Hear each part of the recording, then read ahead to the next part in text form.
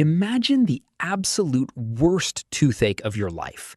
The kind of throbbing, relentless pain that makes you unable to sleep, unable to eat, unable to even think. Now, imagine experiencing that exact same pain, but you live 30,000 years ago. There are no dentists. There is no anesthesia. There are no painkillers. There is no sterile clinic with soft music playing in the background. It is just you, a rotting nerve in your mouth, and the brutal reality of the Stone Age. What do? How did ancient humans survive this nightmare? Well, here is the secret that completely shatters everything pop culture has taught you about our ancestors. They didn't have to survive it, because for 99% of human history, tooth decay basically did not exist. I know what you're picturing. You're picturing a caveman grunting, dressed in a dirty animal skin, with a mouth full of jagged, brown, missing teeth. But that image is a complete biological lie. When archaeologists dig up the skulls of humans who lived 15,000, 30,000, or even 100,000 years ago, they consistently find something that makes modern dentists deeply jealous. Perfect, straight, pristine teeth. 0 cavities, 0 impacted wisdom teeth. No braces, no root canals, no daily flossing routine. They had naturally flawless smiles. In fact, if you could time travel and bring an average Paleolithic hunter-gatherer into a modern room, they would likely have the best dental health of anyone there. But how is that mathematically possible? How did a species that had never even heard of a toothbrush maintain perfect oral hygiene while we spend billions of dollars a year on pastes, brushes, and surgeries, only to constantly suffer from cavities? The answer comes down to 2 massive biological mistakes modern humans made. And the first one actually changed the physical shape of your skull. But to understand it, we need to look at what they were eating. For hundreds of thousands of years, the human diet was incredibly tough. I don't mean tough as in hard to find. I mean mechanically, physically tough to chew. Ancient humans ate heavily fibrous roots, wild tough tubers, nuts in hard shells, and meat that was either raw or very roughly cooked over a simple fire. There were no blenders. There was no slow cooking. There were no soft, processed purees. If you wanted the calories, you had to work for them. You had to chew a lot.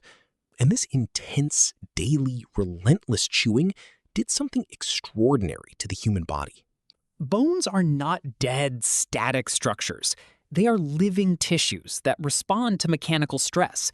There is a biological principle called Wolff's Law, which states that bones will adapt to the loads under which they are placed. When an ancient child spent hours every single day chewing tough, fibrous foods, the massive muscles in their jaw pulled forcefully against their facial bones. That constant mechanical stress signaled the jawbone to grow thicker, wider, and longer to support the heavy workload. By the time that ancient child reached adulthood, their jaw was massive. It was wide and spacious. And because the jaw grew to its full genetic potential, there was plenty of room for every single tooth to erupt perfectly straight, even those final large molars in the very back, the ones we call wisdom teeth. For our ancestors, wisdom teeth were not a medical crisis waiting to happen. They were just teeth. They came in normally, fit perfectly, and helped chew more tough food. But today? Today, almost everyone has to get their wisdom teeth surgically removed because they are impacted, growing sideways, and causing immense pain. Why? Because you grew up eating soft food, porridge, bread, cooked vegetables, tender meats, smoothies. Your jaw muscles never had to work hard. The mechanical stress was gone. So your jawbone simply didn't grow as wide or as long as it was genetically programmed to. You have the exact same DNA for big, strong teeth as a caveman, but you built a smaller jaw to put them in. We essentially shrank our own faces by inventing soft food. But having smaller jaws and crooked teeth is only half the tragedy. Crooked teeth don't rot on their own. To understand why our mouths turned into decay zones, we have to look at the single most devastating event in the history of human dental health. Around 10,000 years ago, humans did something that completely rewired our relationship with nature. We invented agriculture. We stopped wandering the wilderness, hunting and gathering, and we settled down to farm. And what did we farm? Wheat, barley, corn, rice. We traded a diverse diet of tough meats and wild plants for a diet absolutely dominated by carbohydrates. Now, to your digestive system, a massive bowl of grain porridge or a piece of bread is basically just sugar. Carbohydrates break down rapidly in the mouth.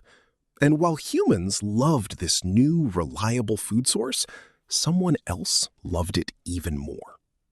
Deep inside your mouth, right now, lives a complex microscopic ecosystem. Millions of bacteria call your teeth home.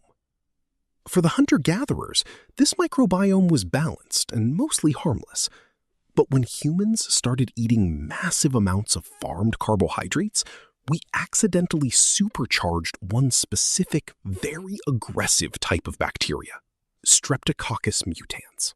Streptococcus mutans feeds on sugar and simple carbohydrates, and when it eats, it produces acid as a waste product, acid that is strong enough to melt the hardest substance in the human body, tooth enamel. When archaeologists look at the fossil record, the change is shocking. You can physically see the exact moment a population discovered farming just by looking at their skulls. The hunter-gatherers from 12,000 years ago have pristine teeth.